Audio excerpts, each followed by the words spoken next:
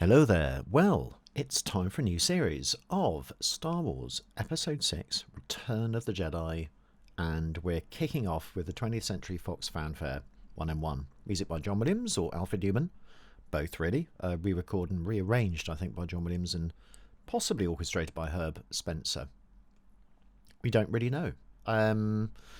So if anybody does know, then please let me know. That would be brilliant. Or let everybody else know as well in the comments. So although I've done this, for A New Hope, Empire Strikes Back, and The Phantom Menace, it does seem to change somewhat, but that could just be me not having got it right all of those other times. So it'd be interesting to sort of go back and kind of compare them. But I've done some quite close oral dictation for this. As much as is possible, and also trying to find sort of source material, which is extremely difficult to do with this, but there we go. I can't go into any more detail than that. However, what I have done is an extended reduction so that we can see kind of exactly what's going on. Part of the problem is knowing what to do with 6 horns when they're only playing 3 notes or 4 notes, but interchanging 3 notes and 4 notes. So I've gone with a sort of Herb Spencer default. Now, Herb would normally write in tonal things like this, and when it's a harmonic function rather than a melodic function, generally speaking, roots and fifths get doubled, or roots and thirds, depending on whether the fifth is a diminished fifth or not. So if the fifth is usually a diminished fifth, then he'll go for roots and thirds, not roots and fifths. But generally speaking, he'll go for perfect consonances, imperfect consonances, and then lastly, dissonances. If he does need to double them, that generally tends to be in gnarly passages. So not with sort of, basic chords or seventh chords.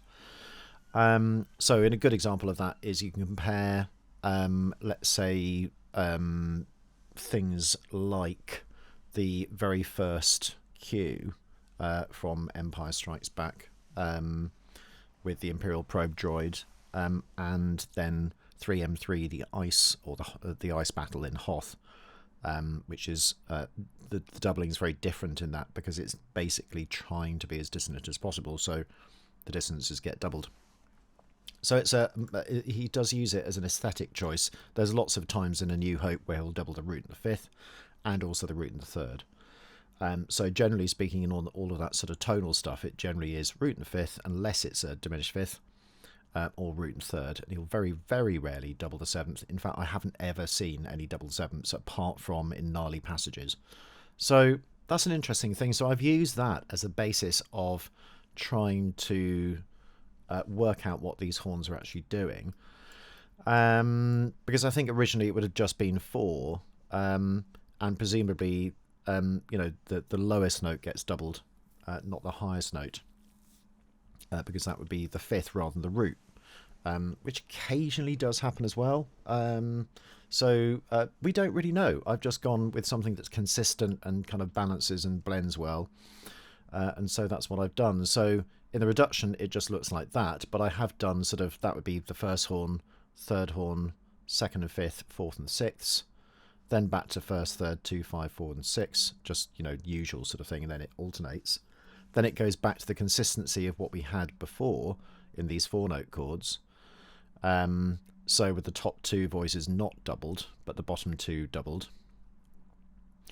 And as we venture forth, interestingly enough, there's a different voicing here, 1, 2, 3, and then 4, 5, 6, with just 2-note dyads, as it changes from a C half dim 7 to an F7, and then what we did before. So I'm trying to maintain consistency throughout, basically. And in terms of voice leading, to make sure that melodically everything is kind of moving as smoothly as humanly possible. So that basically is what this is.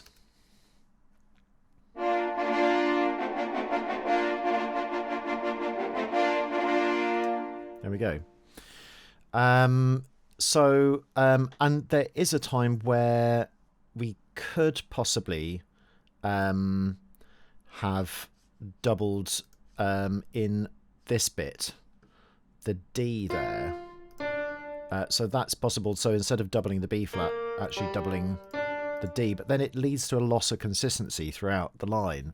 And I just sort of thought, well, it would still work voice leading wise, but it just feels as though not sure that's what Herb would have done. So I'm trying to sort of, rework his mind as well.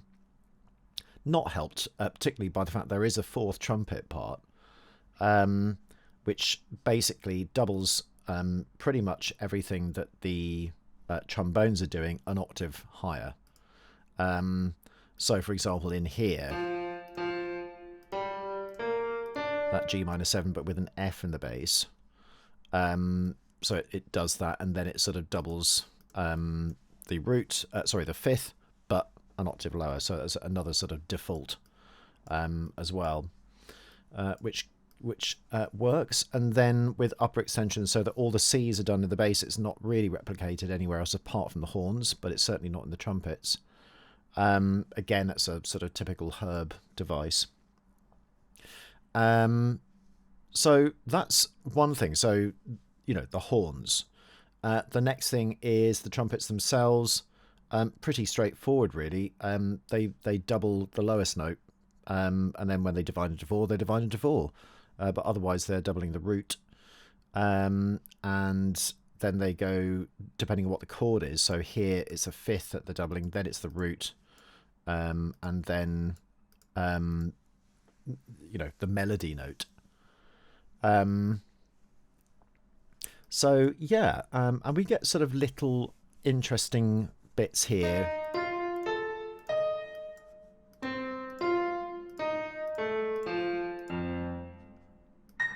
And then we've got that little B flat, which is included there. So you could say it's an F7 add 11, really, kind of, just for a split second. And then it changes sort of mode with that sort of boom, boom, boom, boom. Right at the end. Right at the end. Yes, and also here, I've seen this written without any Fs in. But it's definitely got Fs in.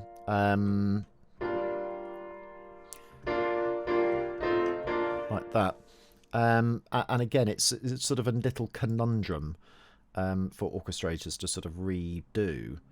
I've also noticed that the percussion plays all the way through this bit as well. In fact, I've put that... yeah, I've just put that not quite in the right place, so I'm just going to move that. I have rectified that for everything else. So let's just do that. I should have done this before starting the video, but there we go. Doesn't really matter too much. Didn't take long to do.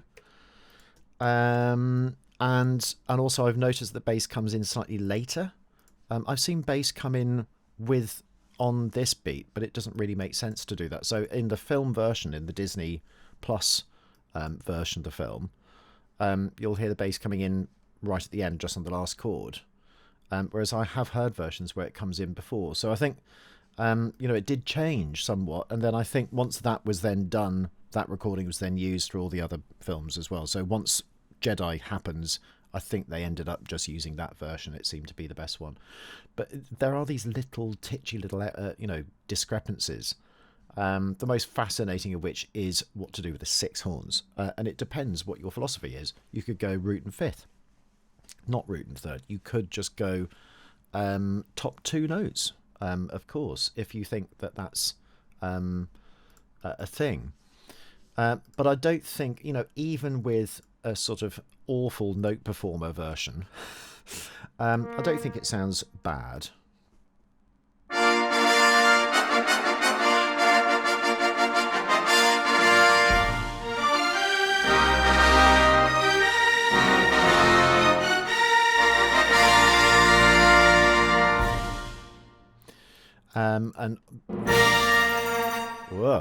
And without all of the nuance as well. So that is just a really short bit to do with this particular thing. So I'm just going to, just for the last bit, try and put that in 2. So there we go. There we go. And then you can enlarge it and sort of screenshot that and do what you want with it. couple of things. There is a really good article by Frank Lehman about Hollywood cadences, which I put a link in about that, which is just a more generalized article. It's quite, it's designed for academics. But there's also another one by one of Alfred Newman's, I think it's David Newman, one of his kids, which talks about this particular thing as well, the Fox Fanfare. And I'm pretty sure somebody else has done a sort of whole analysis of different film title fanfares and things like that throughout the ages, which is also a really fascinating thing. Because it must be really difficult to, once you get to number 40, how do you improve on that, as a composer? I think it's actually quite a challenge for anybody. So that is the short version of what I'm doing here.